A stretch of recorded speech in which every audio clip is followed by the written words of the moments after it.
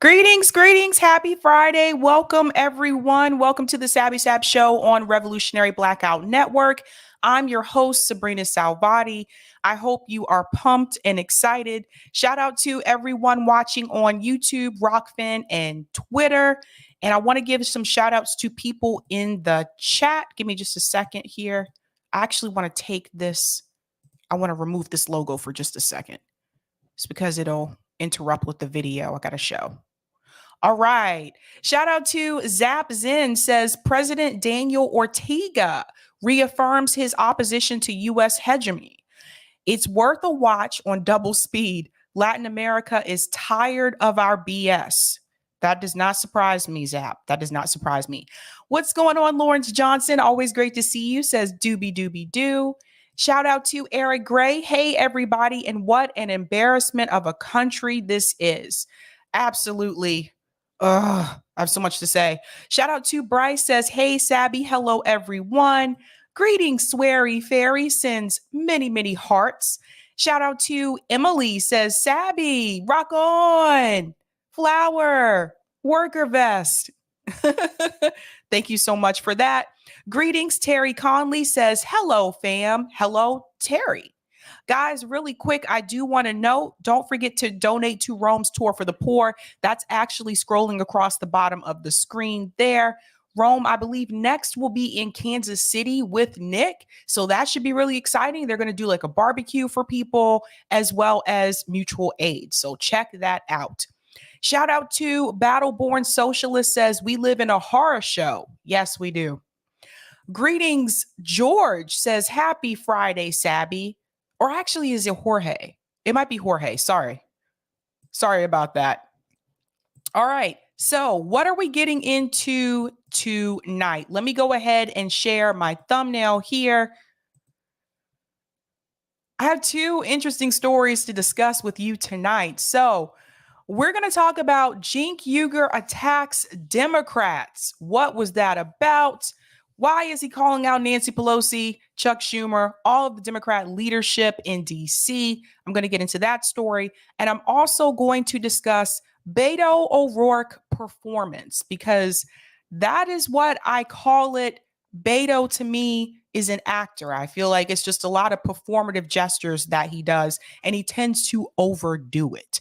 So if you have not been paying attention, or if you haven't seen this, obviously there was the school shooting in Texas, and Governor Abbott had a press conference to discuss that, and Beto O'Rourke was there. Let's hear what Beto had to say. I'm going to go ahead and get this going, and I'm going to share my screen. Now, there are two parts to this. The first clip I want to show you is him confronting Governor Abbott. The second clip I want to show you is when Status Quo actually confronts Beto O'Rourke. And I think you're going to see some differences here. So let me go ahead and share this.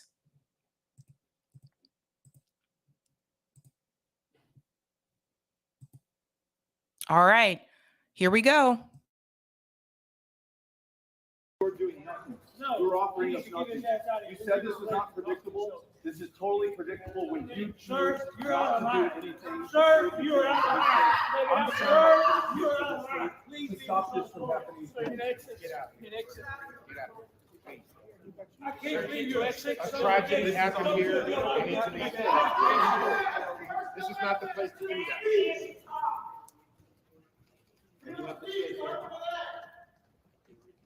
This is on you until you choose to do something different. This will continue to happen. Somebody needs to stand up for the children of this state, or they will continue to be killed, just like they were killed in Uvalde yesterday.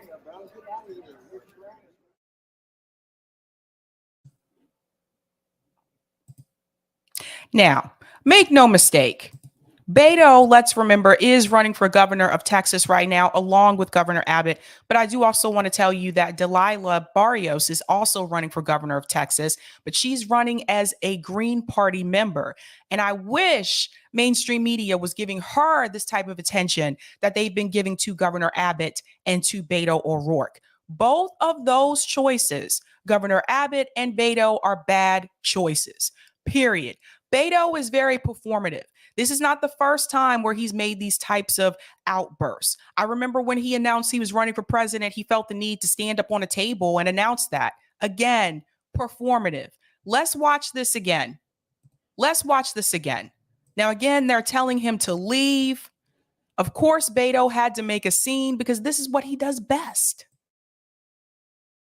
We're doing nothing. You're offering us nothing. You said this was not predictable. This is totally predictable when you choose not to do anything. Sir, you are out of line. Sir, you are out of line. Please stop this from happening. Get out. I can't believe you at 6. A tragedy happened here. They need to make it. This is not the place to do that. This is on you until you choose to do something different. This will continue to happen. Somebody needs to stand up for the children of this state, or they will continue to be killed, just like they were killed in Uvalde yesterday. So that's that.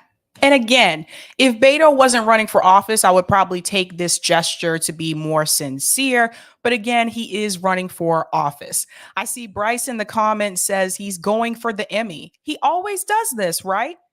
Always does this. Now, Status Quo actually approached Beto as well, and he didn't seem to want to respond to them. So let's go ahead and get that clip up.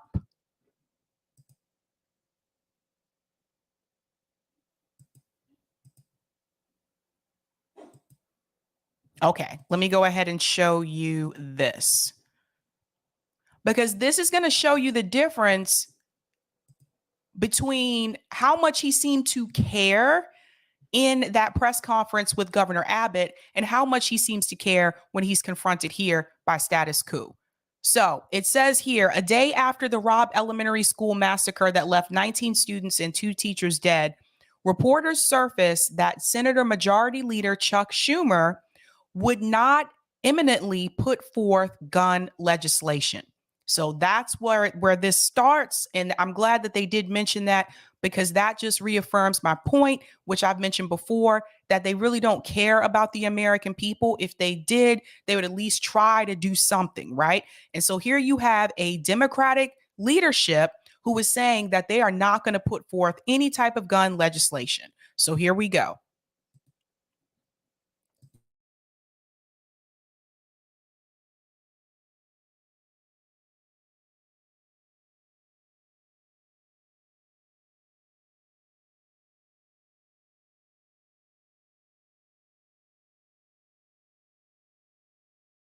Lives of the people in our community.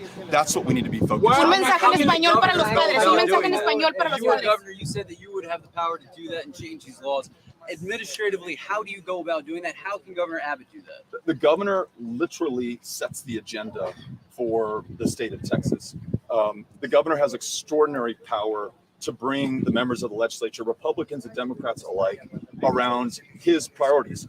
And right now, his priorities are keeping women from making their own decisions about their own body. Right now, his priorities are pursuing the parents of transgender kids. Right now, his priority is allowing anyone to carry a firearm in public without a background check. Though law enforcement stopped 35,000 Texans from doing that over the last 5 years, deeming them too dangerous to carry a loaded gun in public, he's now allowing all of them. The question all of you need to ask him is, why does he want violent criminals to be able to carry guns on our streets? Go ask him that. He has not had to answer for any of this, and he gets by with this theater. Okay, I just want to chime in here for just a second. The things that he said about Governor Abbott, are those things true? Yes, he's correct about the transgender children. He's correct about women's rights. Yes, he's correct about the gun laws in Texas. However, this is where the theater part comes in, because this is where I feel like he starts to overdo it, which is something that Beto typically does. When he says, you need to go ask him, why is he letting criminals carry guns on the street? I think that's an exaggeration there, because not everyone carrying a gun, it's open carry state. Not everyone carrying a gun in Texas is a criminal. So I think he exaggerated a little bit there, but let's go back in. I'm calling it out. I came here to call it out to stop this, because if we don't stop it, it will continue to happen. Now, you have come out and you've said, thanks, we're gonna head this way. Estamos aquí con los padres y merecen acción. Pensamientos, oraciones, sí, pero más que todo, acción y cambio. Necesitamos cambiar. It kills me when he tries to speak Spanish, because I'm reminded of during the Democratic primary debates when all of a sudden he just started speaking Spanish, and him and Cory Booker were kind of going to bat, let's see who can speak the most Spanish here or whatever. And I felt like he was kind of pandering a bit, but he always just cracks me up when he does this, because I feel like it's not genuine. I feel like when he does it, it's for show. That's the thing about Beto. It's not that I feel that he doesn't care. I feel like he does it for show. I feel like he likes the attention. That's the problem I have with Beto, other than the fact that he also takes corporate money. He's not progressive. I just want to make this very clear. He is not the progressive/left option. That is Delilah Barrios. She's the progressive that's running as a third party Green Party member in the governor race for Texas, not Beto O'Rourke. So anyone that is telling you that Beto is progressive, I'm here to let you know that is not true. So here we go. Let's go back in. Las leyes que tenemos aquí en el estado, o vamos a continuar con las masacres como tuvimos aquí en Uvalde ayer, en esta semana. Gracias. Now, you say you want to prevent the future shootings. You say you're here to stop what can happen next. How do you, your presence here, how do you think that's going to perpetuate that? I don't know what more I can add. I just shared all the things we can do as a state, the power that the governor has to change this, the fact that most of us in Texas do not want to accept this and are willing to make the changes legislatively to ensure that we don't continue to see this. It's on the governor. I think your next round of questions are for him. Why won't he do something? I'm here. I'm doing something. I told you what I would do as governor. What is he going to do? What do you think about Chuck Schumer? Said that we're going to take you, if you were elected, we want to take your guns. Now, how would you go about that? I want to make sure that no one can ever do this to a child or a classroom again. So I think at a minimum, we should stop selling AR-15s and AK-47s. We should have universal background checks. We should have red flag laws. We should have safe storage laws. These are things most Texans, Democrat and Republican, will agree on. These are things that gun owners and non-gun owners alike will agree on. All that we're missing is the political will by those who are in leadership positions in the state to actually do something about it. That's it. What do you think about Chuck Schumer not saying he won't take up any new gun legislation this year? So if you notice, that question is asked again, what do you think about Chuck Schumer saying he's not going to take on any new gun legislation this year? And you notice Beto doesn't answer it. Now, he answered the other gentleman's question, but he doesn't want to answer a question about Democratic leadership that is currently in power in DC. That shows you everything you need to know about Beto O'Rourke. Let's continue. It goes on.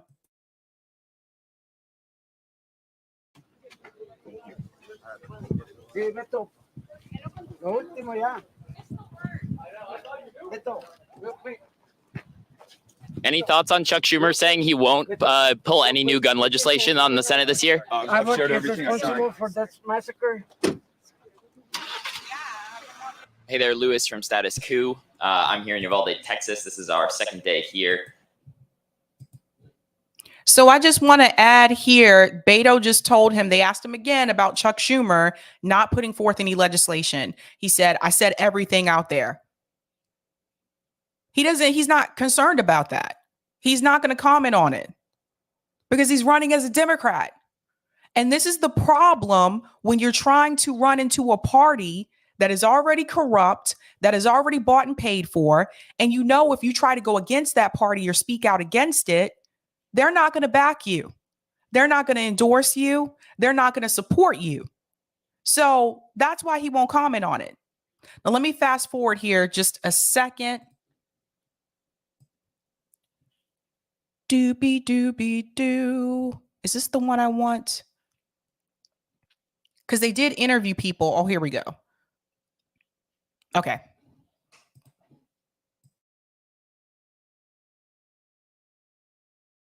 folks and resources as they become available.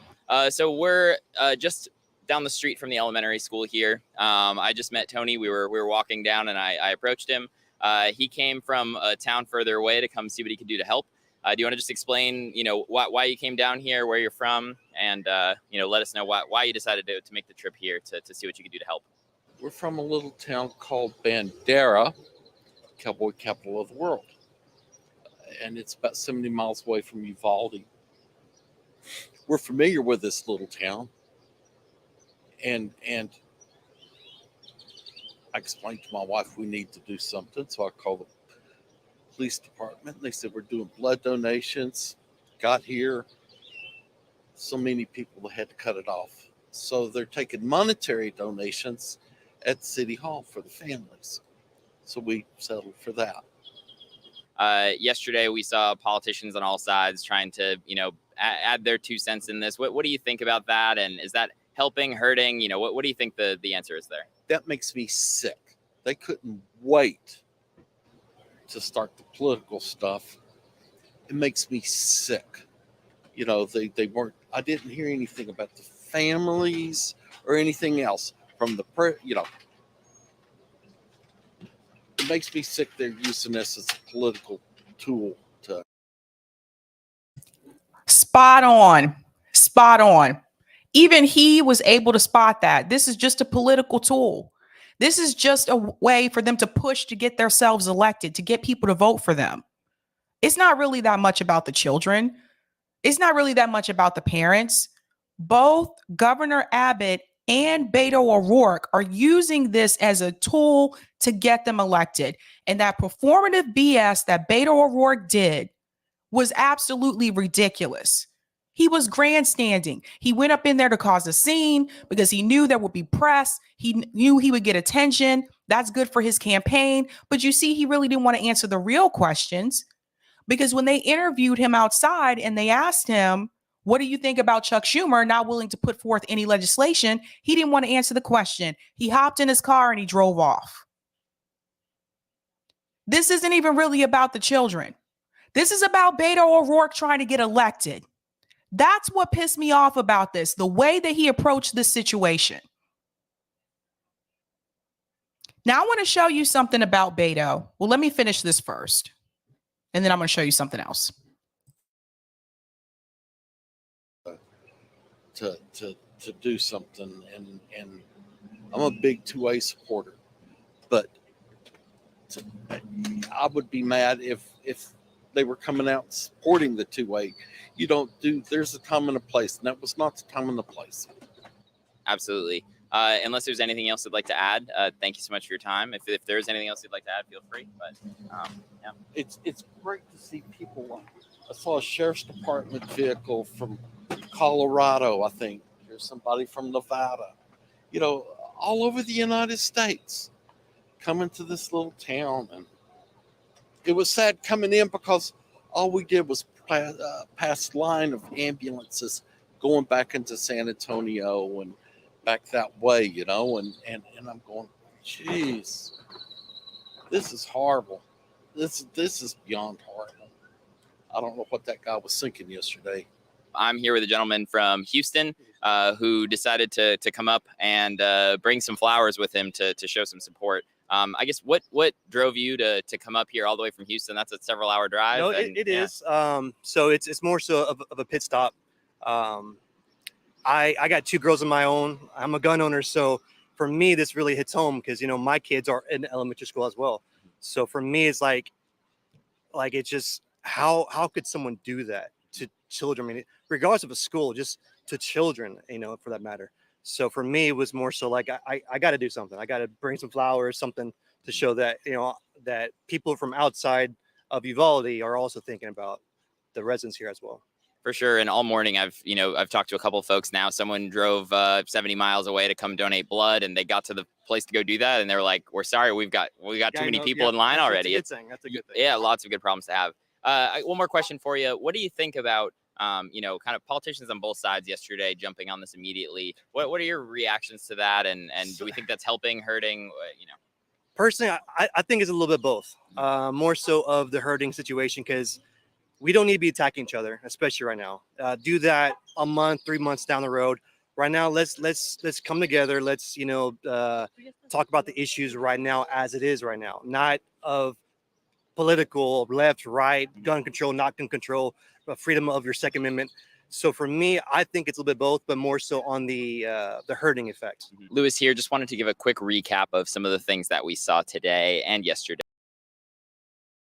Okay. Yes. He made it about him. Like Beto took a tragedy and made it about him and made it about his race. That's what's frustrating. How dare you? And anybody else seeing this needs to call this out. How dare you go up in there and make it about you? How dare you do that? There was a different time and place where he could have addressed that. Another time and place, he could have spoke to the press on his own, not go crash a press events and make a scene and make it about him. And that's what he always does. He did the same thing when he ran for president for 2020. He made it about him.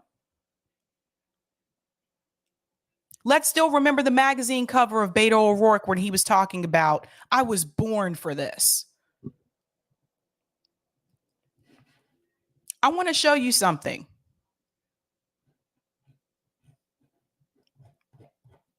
I want to show you who his contributors were. And now this is something that I do often. I like to show people where the money comes from. I want to show you Beto O'Rourke's donors for his 2020 presidential campaign, because I'm hearing progressives say, well, you got to vote for Beto. Beto O'Rourke is not progressive, and I'm going to show you in just a second. So take a look at this.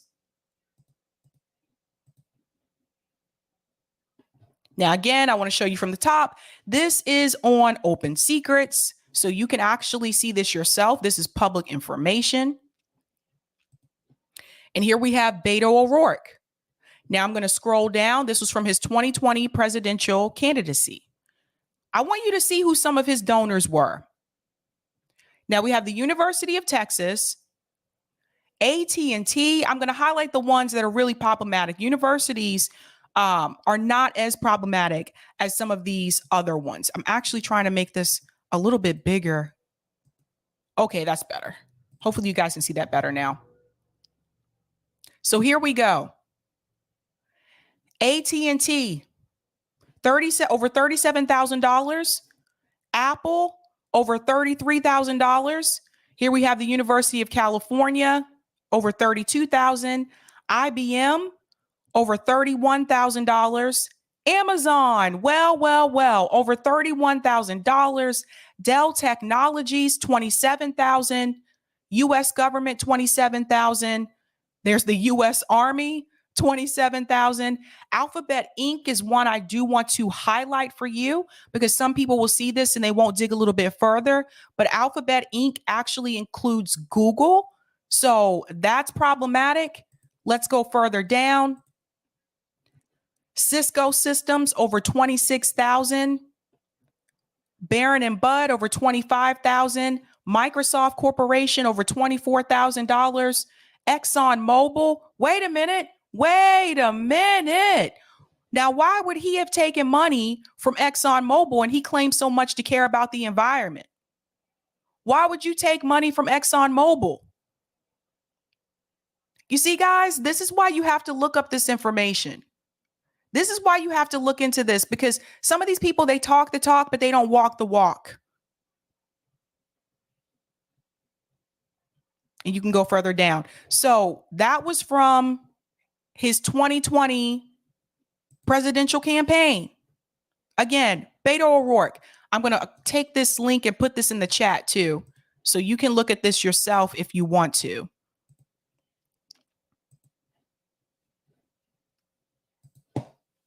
He's corporate. He's not the progressive option. I'm hearing some people say that he's not. He never has been. He's corporate, just like Governor Abbott. The person that I think you should be paying attention to is Delilah for Texas. Now, she's been on here multiple times. She's been on my show multiple times. Delilah for Texas. She's running as a green, and I'm going to share my screen here.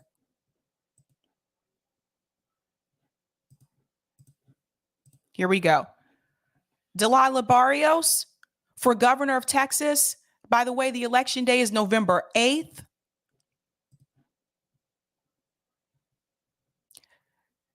Delilah, here's what her platform stands for: Medicare for all, equality for marriage rights, LGBTQ, equal pay, Second Amendment rights, basic income guarantee,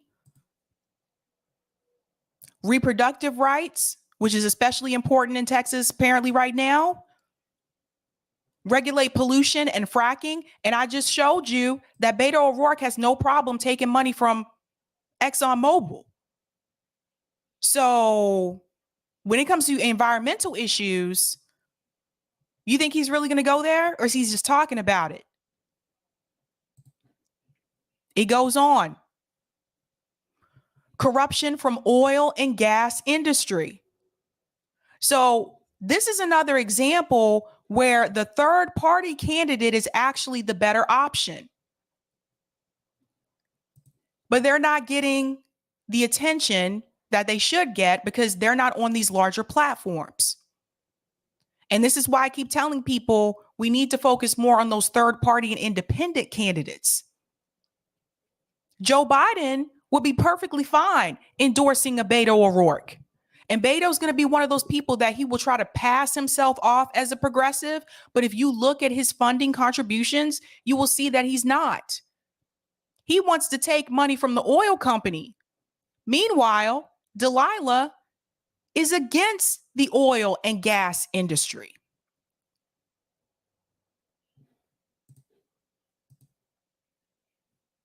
Climate action, legalize recreational marijuana, criminal justice reform, power to the people, housing, food, shelter, insecurity. So there's many, many more. But that is who, if you are in Texas, and I don't know how many of you in the chat are, this is who you should be voting for governor. Not Beto and not Governor Abbott. Beto O'Rourke, to me, the way that he likes to show off and he likes to draw attention to himself and make it about him. He always seems like he's the suburban guy from the well-to-do family that is coming into the poor, underprivileged communities, and he's there to save the day. He is the walking definition of gentrification. Every time I see Beto O'Rourke, that's what I think about. I think about juice bars, spin cycle classes, overpriced housing, because he came into the neighborhood. That's Beto. He's someone who wants to pretend he's down for the fight, but it's really just all about him. It's an ego. It's like a vanity project this guy has. I was born for this. Look at him. See it yourself. I'm going to show you. Let me know what you think when you see his face. Let's go in. Where's that magazine cover? I wish I could find that magazine cover, you guys.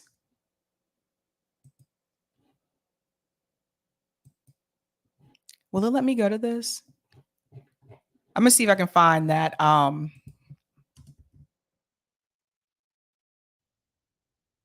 Yeah, I was born for this. I'm gonna show you just in case you don't remember. Yep. There we go.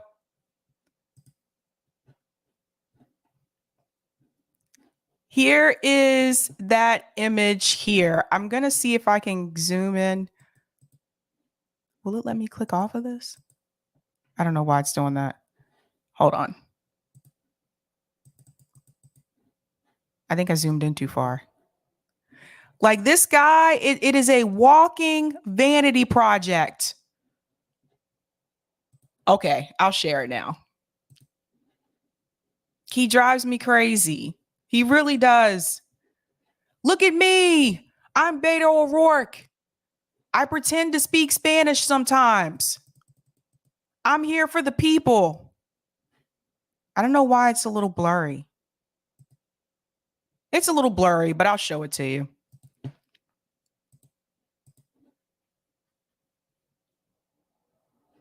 Here we go. Ladies and gentlemen, I'm Beto O'Rourke. Vote for me. I was born for this. Look at him. Don't you just see juice bars and spin cycle classes? Overpriced housing coming into your neighborhood? Pretending to speak Spanish? That's what I think of when I see Beto O'Rourke. Let me come in and save the day. Thank you so much for the super chat, Andrew. Beto is beta. There's 0 alphas. Batman is a sigma. Thank you so much for that. Jess says, all evidence from the last 4 years says Beto is an absolute joke. That's reality as it is today. I hear you. I hear you. Yes, Leroy, I was born for gentrification. I'm here. I am here. To everyone in the Latino community, I'm here to save the day. I'm here to save your neighborhood. I'm Beto. I was born for this. All right, let's get into our second story. Now, this one is about Cenk Uygur. So obviously, you know, everyone's talking about the shooting in Texas, and Cenk Uygur had some things to say about it too. And he's actually starting to blame Democrats. And this is always funny to me when TYT pull this level of theatrics as well, because we all know come November, they're still going to tell you to vote for them. So let's look at this. I'm going to go ahead and pull up this tweet, and then I have an article that I want to show you as well. So here we go.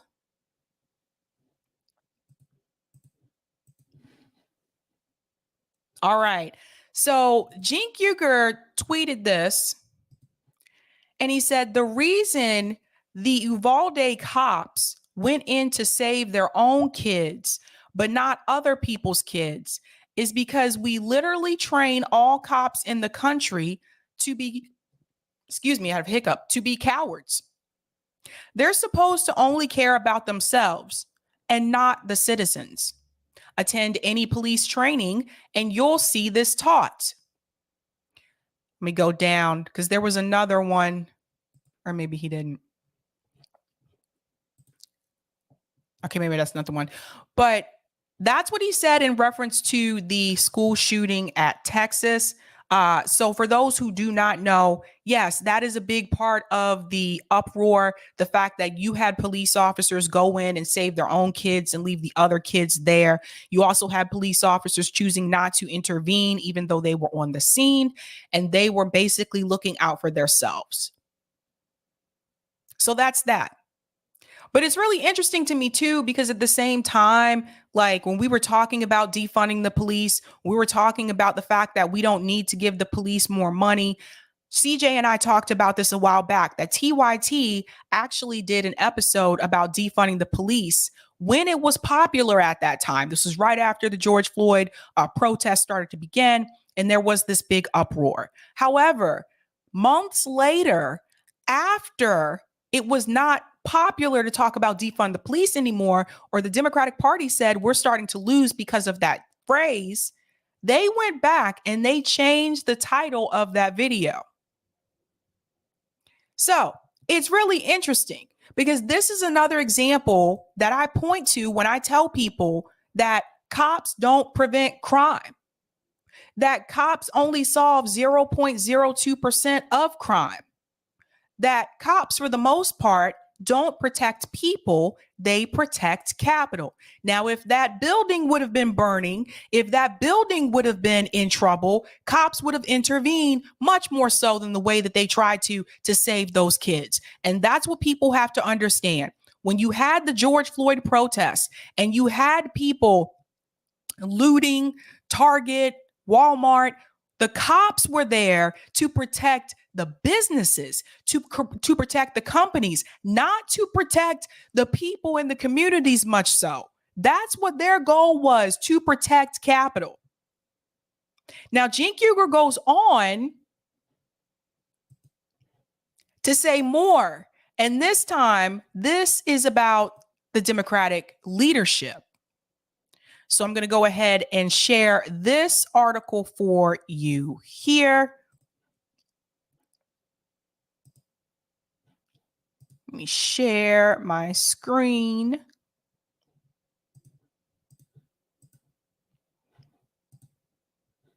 All right, so here we go. Cenk Uygur claims Democrats won't act on gun control and instead use sympathy for the dead kids for re-election. You don't say. Again, I feel like this is all things that like we've been telling you at RBN for like the past year. So to us, this is not new. So here we go. Let's get into this. Young Turks founder Cenk Uygur doesn't believe any legislative action will follow the Texas elementary school shooting this week that left over 20 dead. In Wednesday's tweets, the progressive commentator blasted both Republicans and Democrats, but accused the latter of avoiding a vote on gun control measures so they can exploit sympathy for the dead kids for votes for the upcoming midterm elections. Democrats are not holding vote on gun control because they want to use the sympathy for the dead kids in Texas to get votes, but they're worried that if they hold a vote, there should be an A there, hold a vote on gun control, Republicans will use that against their beloved moderate Democrats. And here's that tweet here that they're referring to. And he went on to say, who can stomach these cowards? But I want to interrupt here to let you know he's saying all that. But come November, Cenk Uygur, Anna Kasparian, all of them over at TYT are going to tell you to vote for Democrats. They're going to tell you to vote for those same corrupt Democrat politicians that they are complaining about.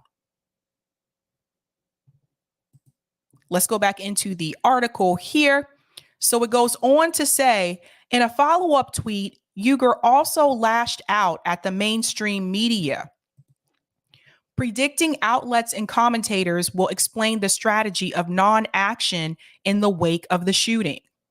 They'll tell you why it's so smart to do nothing until you're back asleep.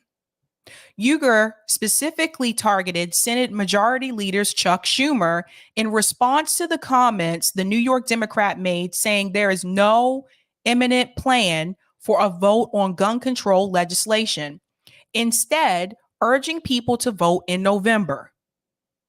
Uygur labeled Schumer as a calculating coward for the comments. And this is Chuck Schumer showing you exactly who he is.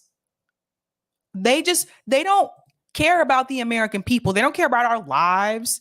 They don't care that people are homeless. They don't care that we have poverty. They care about their careers, and they just want you to vote. That's it. They just want you to vote for them.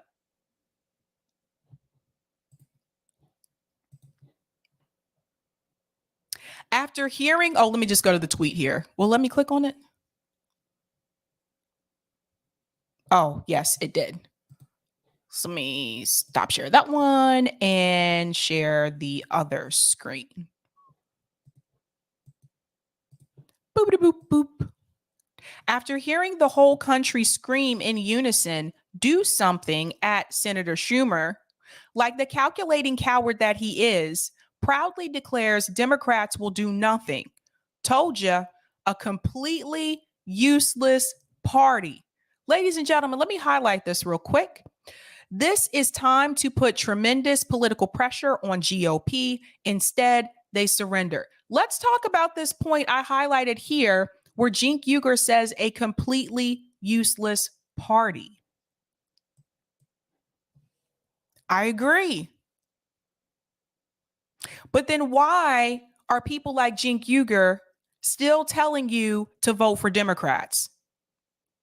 Why are people like Cenk Uygur still telling you to put progressives through the Democratic Party? They're going into the same corrupt party that Chuck Schumer is a part of. He's a part of that Democratic leadership.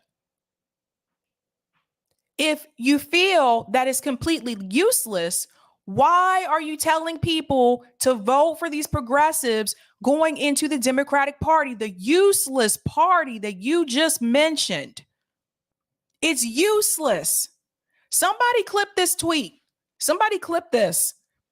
Because come November, I want to come back and I want to pull this right back up. And I want to tell you, remember when he said it was a useless party?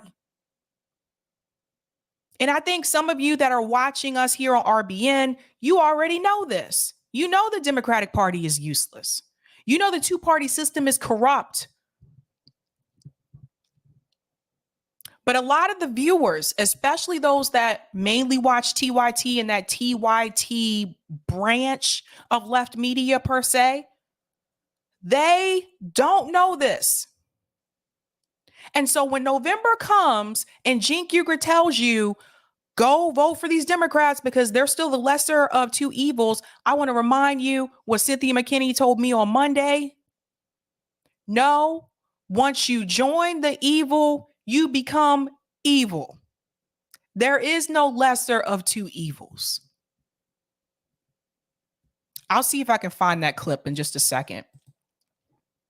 So that's what he said there. And that was in response to Jake Sherman, who was the one that signaled this to everyone that Chuck Schumer was not going to put forth any type of gun bill. So that's what kind of kicked this all off here. And then let me go back into, there's one more part of this article that I do want to show you. Give me just a second. Doo-boop-doo. Okay, it goes on to say Schumer did say he is open to crafting a bill with Republicans, but cast doubt on the potential.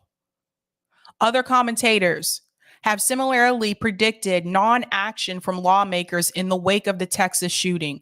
On Morning Joe, journalist Mike Barnicle predicted to a tearful Mike Brzezinski things would return to business as usual, just like it did after Biden won.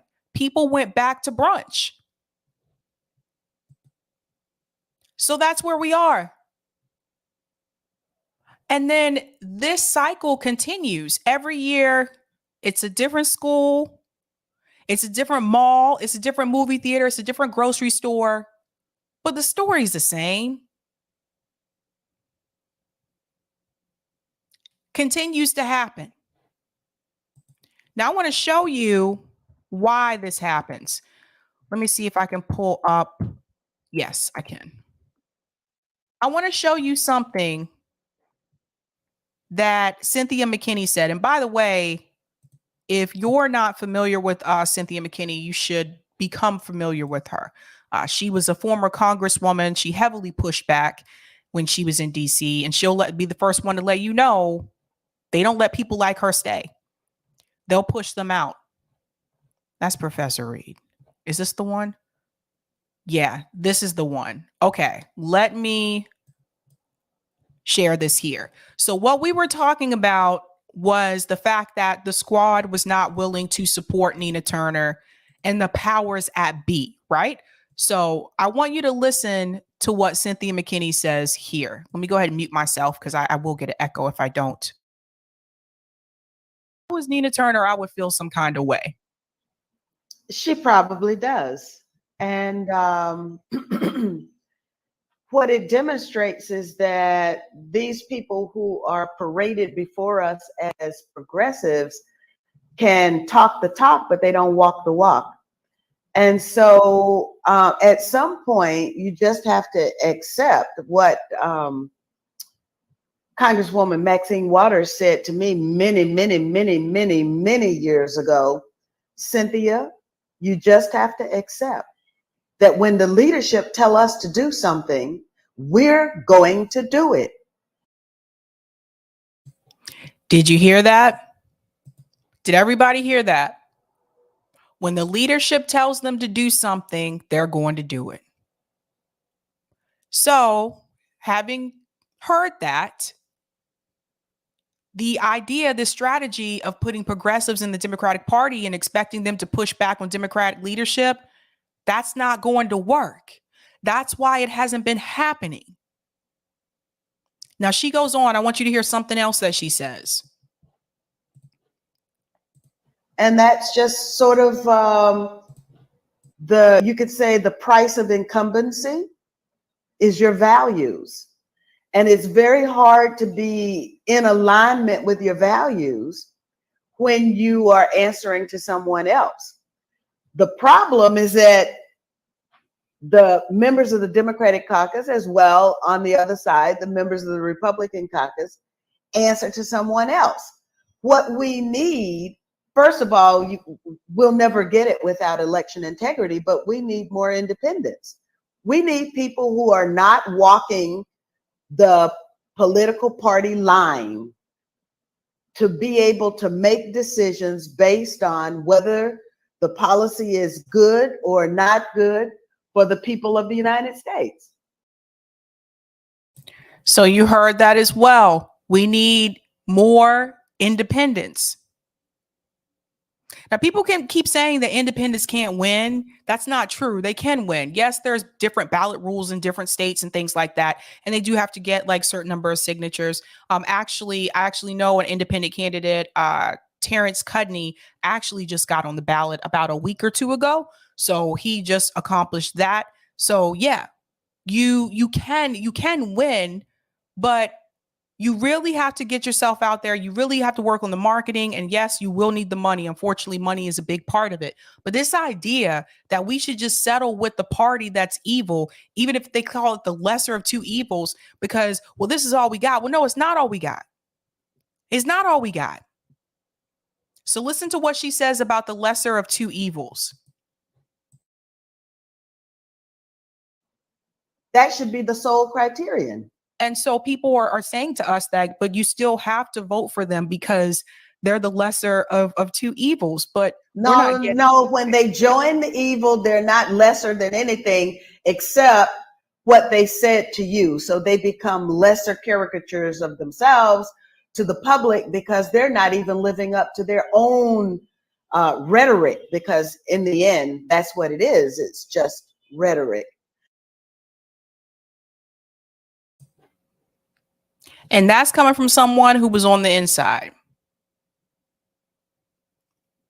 I've been trying to find a way to get in touch with Ralph Nader because I wanted to talk to him as well, but it's really hard to find contact information for him. But some people, they've already done this. They already know what it's like. And so what did they do to people like Cynthia McKinney, Dennis Kucinich, Ralph Nader? They pushed them out because they wanted to fight. Actually wanted to fight for their morals and their values and what they believe to be correct, the right thing to do. We can't even get the squad to vote in a way that will benefit the people. We can't even get them to do that because, again, the powers that be have the final say. And that's why they didn't force the vote for Nancy Pelosi. That's why they didn't push back on Capitol Police funding bill. That's why they didn't push back on voting for that $40 billion that went to Ukraine.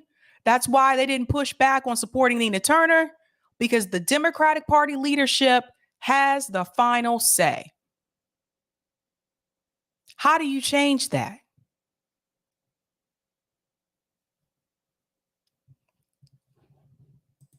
Brent says, sure wish blah, blah, blah. Sure wish Cynthia was in charge of something in this country. I hear you. She is abroad. She does not live here anymore. Let me see something here.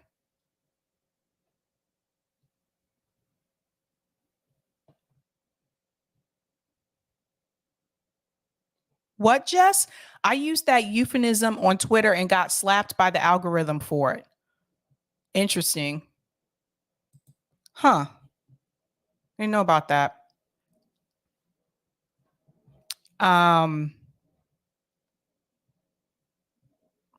Yes, and I just do want to clarify this. She said Maxine Waters told her that, right? Yes. The same Maxine Waters who told homeless people to go home. I think we all know, like, Maxine Waters has exposed herself. She is really out there. Brent said maybe Chris Hedges would hook you up for a Nader meeting since he knows him. I would have to reach Chris Hedges. Like, that's like almost impossible. Like, really? Like, I have contact information for him, but I have not been able to reach him. So yeah, that's very, very difficult.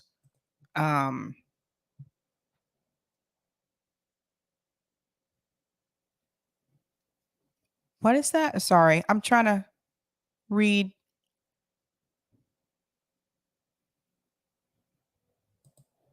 Oh, Jess said DSA has always been anti-communist, and we all know where that pipeline leads. It's interesting, I've never actually been a part of DSA, so I found out some information about their handbook the other night, and I talked about that on Call-In about how, and I don't know if everyone is aware of this, but the whole force the vote strategy, that's actually straight from the DSA handbook. It's in the handbook under Medicare for All. So regardless if it was Jimmy Dore or anybody else hosting that event, they should be doing that anyway. Anyway, let me see if I can pull that up for you guys. I want to show you the paragraph because I saw this and I was like, it was actually Savage Joy and Lucky Burrito that put me onto this. DSA search. Oh boy, why do you pick up everything that says DSA? See, I hate this sometimes.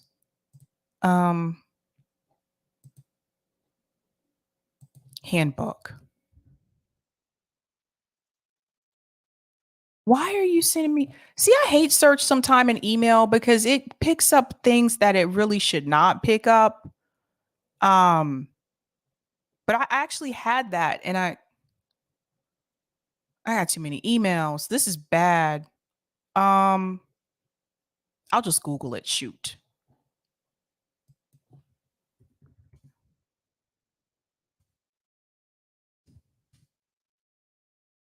Yeah. Yep, here it is. Doobie doobie doo. All right. Is that an hour? Bro, I'm just going to do the paragraph. Where's that paragraph that shows you?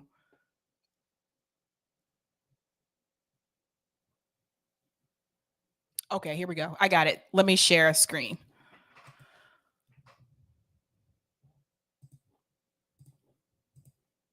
Okay, and I'm going to make this a larger for you because the text is small. Okay.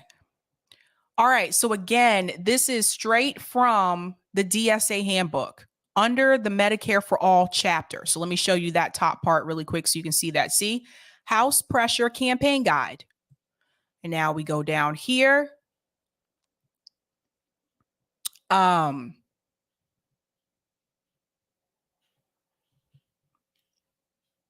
This guide will help your chapter plan out a pressure campaign on House Rep.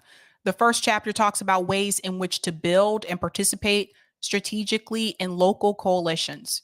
The second discusses planning and preparing for a meeting with your rep. And the third offers a variety of tactics for escalating pressure on your rep. See what I'm saying? Like, this is straight from, let me make sure I find that chapter. I think it is right up here.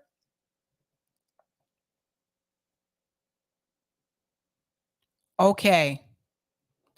Every chapter and organizing committee in DSA can be involved in this campaign, as every single House rep can improve their position on Medicare for All.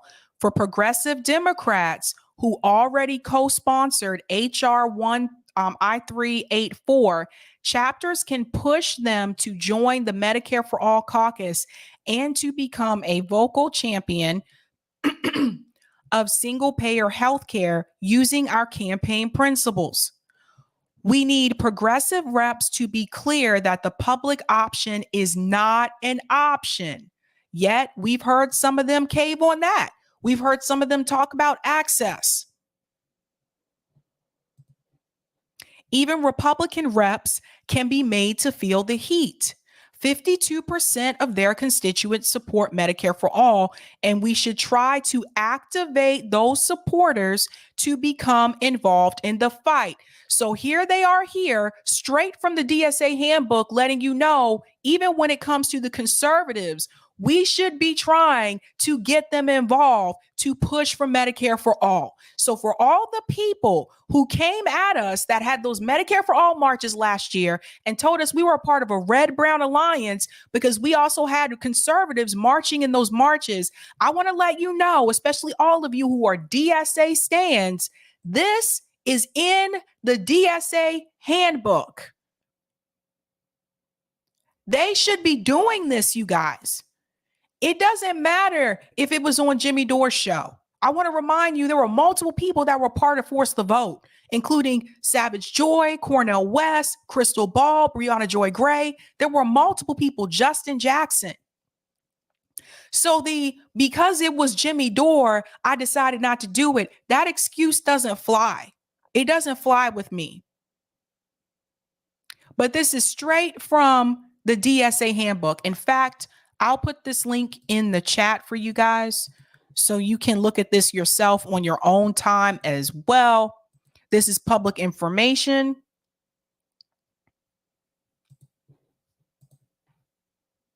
So yeah, it's all there. All there. Even this part right here. A floor vote in the House will force representatives to finally reveal whether they're on the side of healthcare profiteers or the side of the working class. Isn't that exactly the same thing that was said multiple times with the Force the Vote town hall? So for all the trolls on Twitter and on social media and on some of these other networks saying this is not a good idea, even TYT example, 80% of their audience approved that strategy and they still spoke out against it. This is straight from the handbook. Now, AOC, she's a member of DSA. So is Jamal Bowman. I have to look up to check about the other ones. But there should have been pressure pushed on them for this. Everybody on the left in this space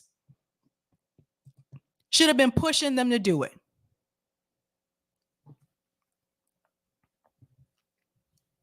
So that's that. All right, guys, I am almost at my time now. It's about time for me to hop off. If you do want to see me again, swing on by.